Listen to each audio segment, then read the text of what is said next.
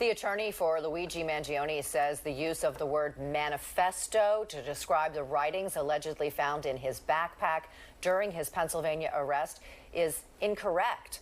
The comments coming as part of a court filing this week. Mangione is charged with first-degree murder, among other charges, for allegedly shooting and killing United Healthcare CEO Brian Thompson on a New York City sidewalk in December of last year. He was found at a McDonald's in Altoona, Pennsylvania on December 9th when he was detained and searched. Let's get back to the breaking news story happening in New York, where New York City police reportedly arresting over 100 protesters after a sit-in at Trump Tower in Manhattan. Protesters demanding the release of pro-Palestinian activist Mahmoud Khalil. Fox's Sharon Crowley joining us live now in New York with more on today's protest. Sharon.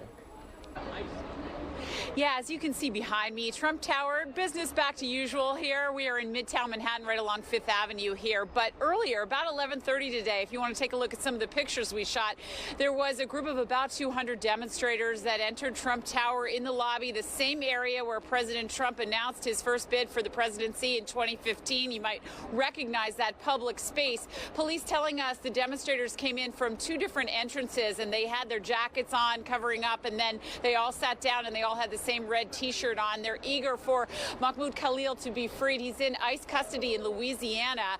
He's a Columbia grad student who's married to a U.S. citizen, but the Secretary of State wants to revoke his student visa and green card and send him back, accusing him of distributing Hamas flyers, among other things. And that is why the demonstration today. Now, these it was organized by a Jewish group called the Jewish Voice for Peace. They are the ones that got the group together here, and police told them multiple times to leave, and when they didn't, those who refused to leave were arrested. You're going to hear now from a police officer and then from one of the protesters as to why they're here.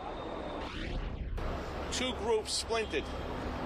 About 150 protesters in civilian clothes came in the front entrance of Trump Tower and the atrium on 56th Street. We started making arrests in the bottom of Trump Plaza in the cafeteria area. We're saying roughly 150 people entered Trump Plaza. We made 98 arrests. Those arrests are for trespassing, obstructing governmental administration, and resisting arrest by virtue of us having to carry some of the people out of the Escalade.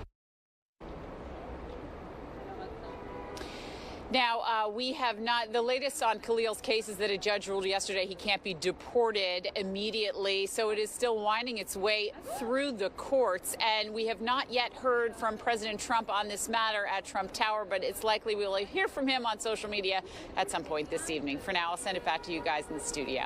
All right, Sharon Crowley, thank you.